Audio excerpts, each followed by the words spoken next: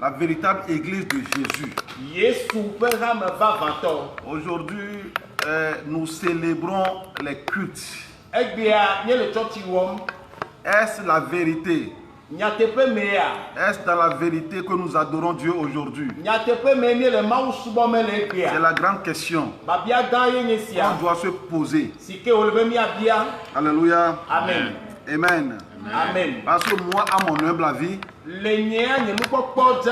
n'adore pas encore Dieu. On n'adore pas Dieu. Nous sommes dans des rites. Nous sommes dans la religion. Nous ne sommes pas des adorateurs spirituels.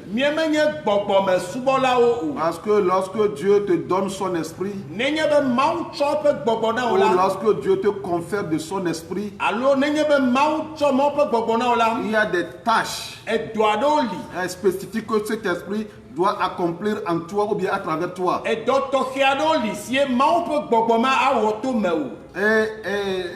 la véritable tâche de l'Esprit de Dieu, c'est la proclamation de la justice.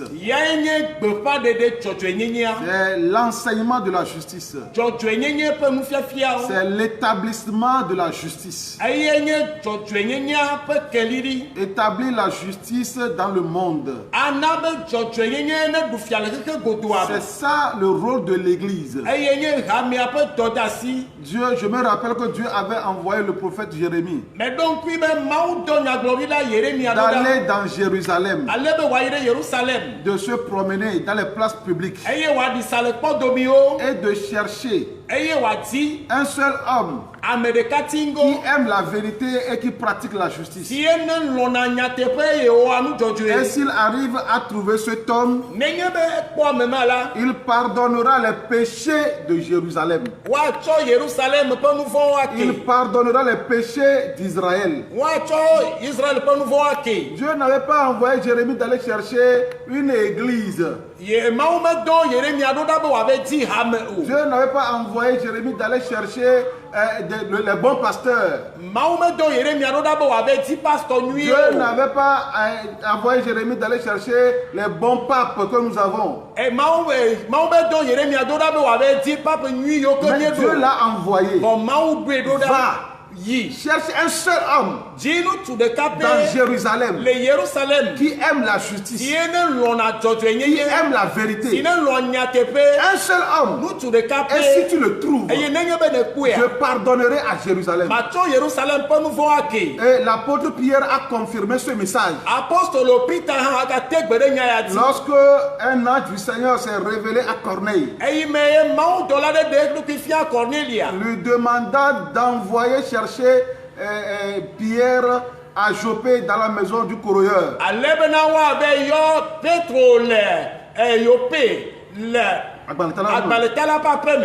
Donc arrivé, Pierre demanda à Corneille, comment tu as su exactement l'adresse de la maison où j'étais? Et Corneille lui a répondu, voilà, le Seigneur m'a envoyé un ange. Pierre ouvra sa bouche. Je sais aujourd'hui. Je sais aujourd'hui que Dieu ne fait point acception de personne. Dans chaque nation, celui-là qui aime Dieu, celui qui aime la vérité, celui qui pratique la justice, lui est agréable. Lui est agréable. Aujourd'hui, c'est la fin des 7 jours que nous avons commencé. Les 7 jours de la domination. Jésus n'a pas créé l'église pour être dominé. Jésus a créé l'église pour dominer le monde. C'est l'église qui doit dominer. C'est toi l'église. C'est toi qui dois dominer. Mais comment dominer véritablement? Aujourd'hui, c'est l'église qui est menée. C'est l'église qui est menée. Le monde mène l'église. Les dirigeants politiques mènent l'église.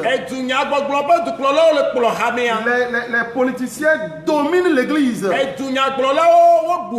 Je dis que ce n'est pas normal. Ce n'est pas normal. C'est à l'église de dominer le monde. Jésus a établi son église pour dominer le monde. Mais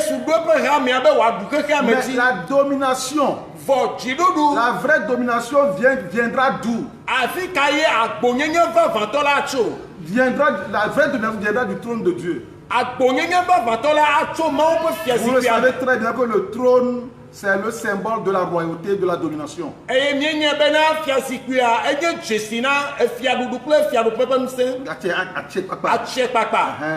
C'est ça le symbole du trône. Vous voyez, donc le trône de Dieu, la Bible dit que son trône est basé sur la justice et l'équité. La justice et l'équité sont la base du trône de Dieu. Donc c'est l'origine de la justice, c'est la base de son trône. Donc Dieu règne. Il règne par la justice. Dieu domine. Il domine par la justice. Si tu veux dominer le monde, tu dois dominer par la justice. La domination que nous voyons aujourd'hui par nos dirigeants africains, ce n'est pas une domination, c'est une oppression. Ce n'est pas une domination, c'est une oppression. La vraie domination émane de la justice. La vraie domination émane de l'équité. Donc tant que l'Église collabore avec l'injustice dans le monde, l'Église ne pourra jamais dominer cette église. L'Église n'est plus Église lorsqu'elle collabore avec l'injustice. Donc que les pasteurs cessent de tromper les gens. Que les pasteurs cessent de tromper les peuples. Dieu a envoyé Jésus pour faire triompher la justice sur la terre des vivants. Je l'ai envoyé. J'ai mis mon esprit sur lui, dit l'Éternel, afin qu'il annonce la justice aux nations. Il annoncera la justice selon la vérité. Il ne se découragera point jusqu'à ce qu'il fasse triompher la justice sur la terre des vivants. C'est ça la vraie mission de Jésus. Le reste là, ce n'est pas important. Jésus même l'a dit. Il a dit aux prêtres, lorsqu'il est parti dans le temple, que vous êtes des hypocrites. Vous abandonnez ce qui est plus important. Et vous vous attachez aux dîmes, aux offrandes. Vous vous attachez aux rites. Ce qui est plus important, c'est la justice et la miséricorde. C'est ce qu'il fallait pratiquer sans négliger les autres. Ce qui est plus important, c'est la justice. Dieu veut un monde juste. Et Dieu veut passer par l'église pour l'accomplir. Mais aujourd'hui, l'église s'est détournée de sa mission. L'église s'est détournée de sa mission. L'apôtre a eu la clairvoyance. L'apôtre Paul a eu la clairvoyance. Et il a dit à l'église, en son temps, l'apôtre a demandé à l'église d'abandonner les débuts de l'enseignement de Jésus-Christ et se tourner vers la justice, vers la parole de justice. Il est temps que nous nous tournons vers ce qui est plus important, ce qui est parfait. Donc à bas cette église là qui est en train d'aliéner le peuple de Dieu.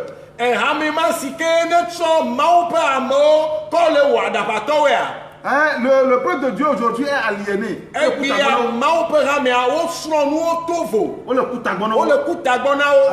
Le peuple est aliéné. Les plus aliénés dans ce monde, c'est les chrétiens. Le plus aliéné dans le monde aujourd'hui, je vous dis la vérité, c'est les chrétiens. Parce que les enseignements que vous recevez ne vous permettront jamais d'avancer, de percer dans ce monde.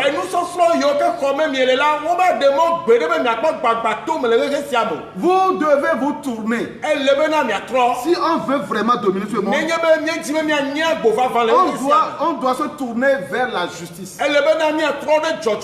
Dieu a choisi un homme, Abraham. Dieu l'a choisi pour dominer le monde. Dieu lui-même a dit que certainement il deviendra une grande nation. Abraham deviendra une grande nation.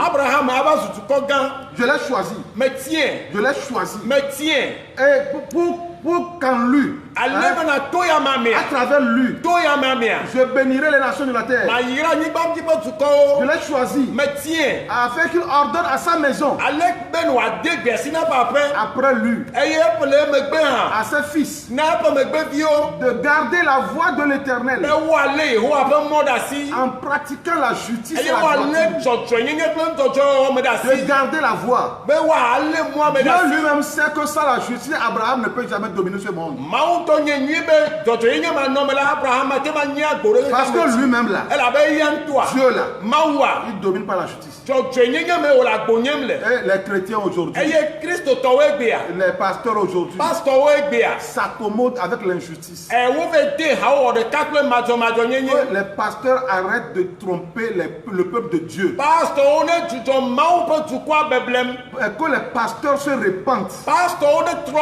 Ils arrêtent de tromper les innocents. Arrêtez de les tromper. C'est pas la justice que l'église va triompher.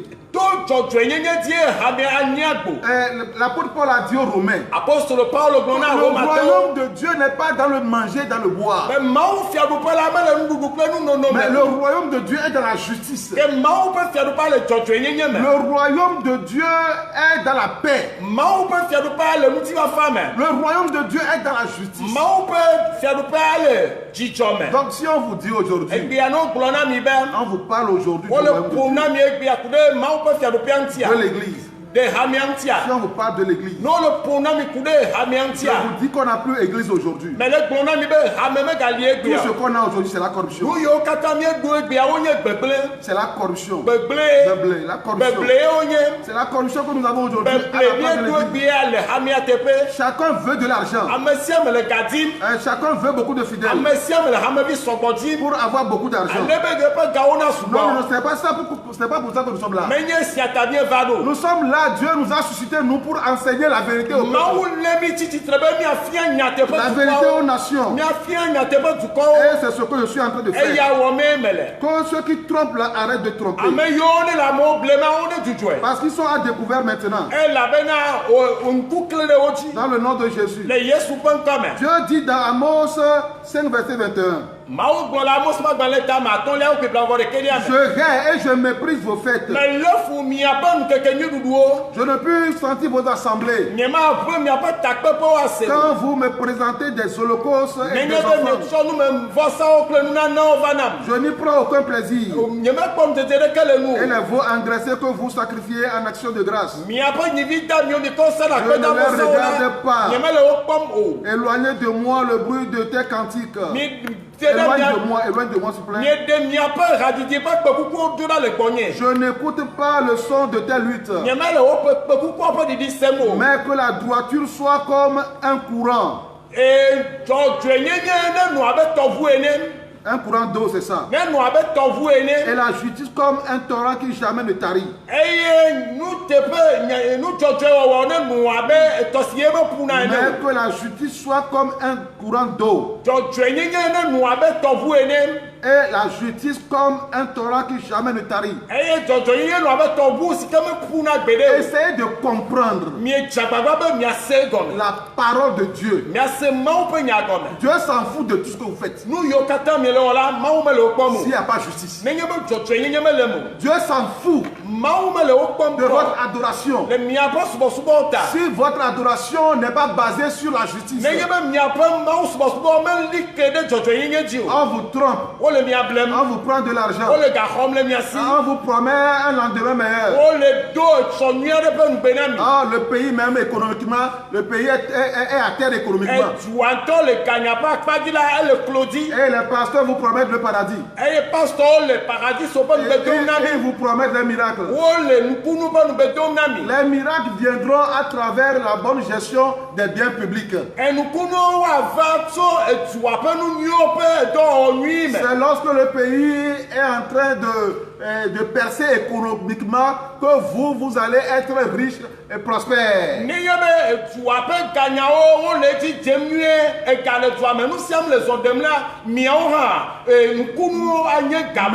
lorsque le pays économiquement le pays est tombé,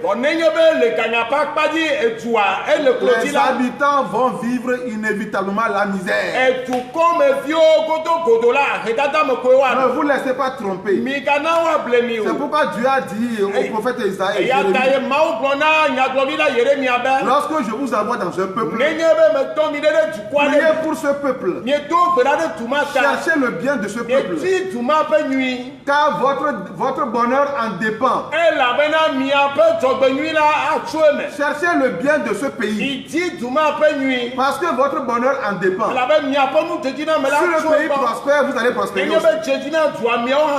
Mais si le pays ne prospère, vous n'allez pas prospérer. Mais je pense qu'on vous dit le contraire. Soyons réalistes. Soyons réalistes. Quand Dieu réveille l'église, que Dieu réveille l'église, oui, que Dieu réveille l'église, parce que cette église est aliénée. Il faut avoir le courage de le dire. C'est devenu une entreprise des hommes. Et ils prospèrent par-dessus. Ils prospèrent à travers. Et ceux-là qui sont rassemblés sont des pauvres, des misérables. Moi, apôtre King, je dis non à ça. Oui, par l'autorité de Dieu, je dis non à ça. Ça doit s'arrêter. Oui. Cette adoration trompeuse. Cette adoration trompeuse doit s'arrêter. Oui. Que l'église se tourne vers la justice maintenant. Pour dominer le monde. Dieu domine ce monde à travers son trône de justice. Vous ne pouvez jamais dominer si vous êtes un injuste. La Bible dit qu'un prince dépourvu d'intelligence multiplie les actes d'oppression.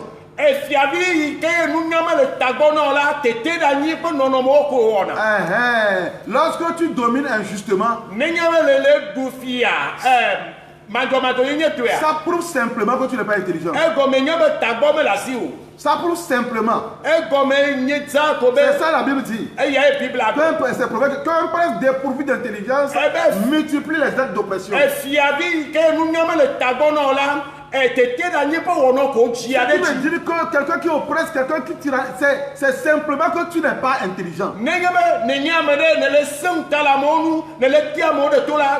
C'est pas la justice qu'on peut dominer. Oui, c'est ça. C'est ça. L'église est tombée aujourd'hui.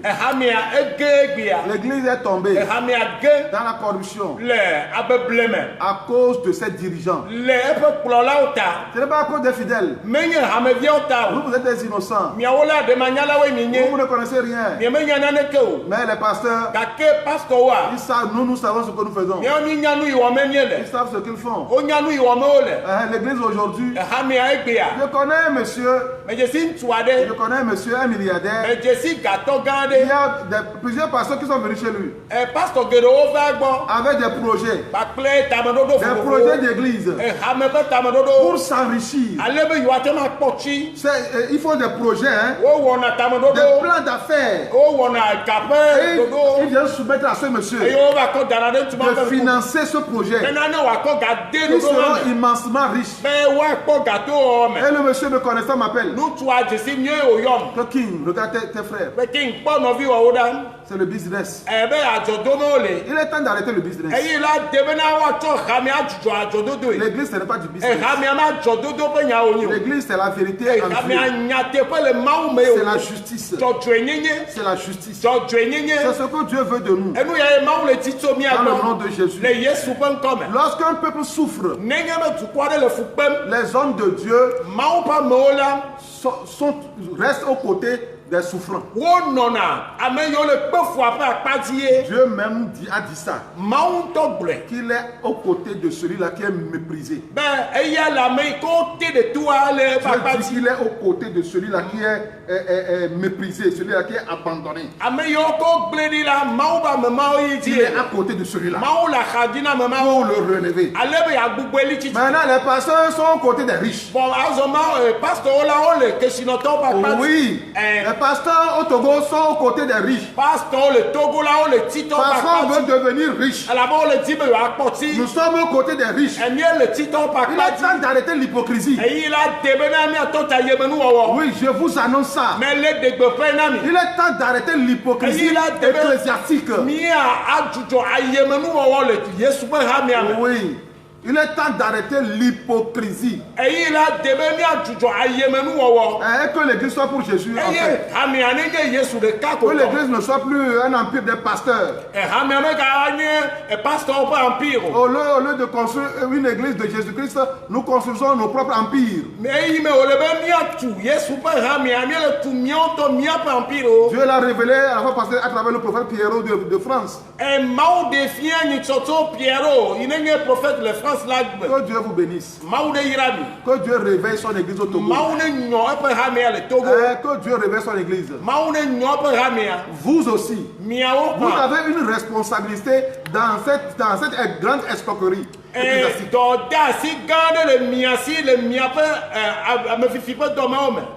Vous avez une responsabilité. Vous avez une responsabilité. Vous êtes dedans. Ils sont dedans. Vous êtes dedans. C'est-à-dire que c'est vous qui encouragez ça. C'est vous qui encouragez ceux qui vendent les mouchoirs à 100 000. C'est vous qui encouragez ceux qui vendent les bouteilles d'eau à 10 000.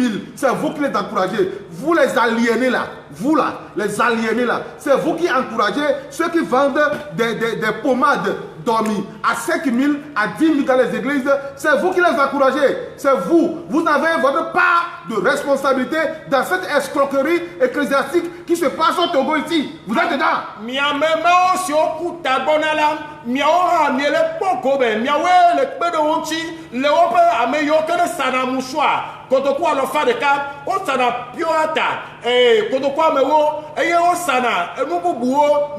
savez bien que ce n'est pas l'église ça. Vous le savez très bien. Vous le savez très bien que ça, ce n'est pas l'église. Mais vous participez à ça. Au lieu d'adorer le Seigneur, vous participez à ça.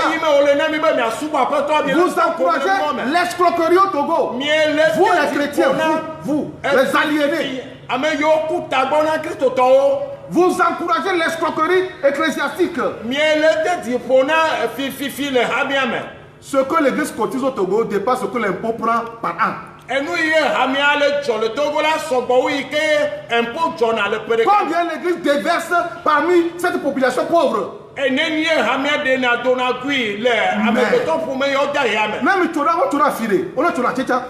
il faut justifier tout le monde. Hein? Et combien l'église déverse parmi cette population qui souffre tous les jours? L'église déverse combien? Or, ce que l'église cotise par an au Togo dépasse ce que les impôts. Hein? Quelles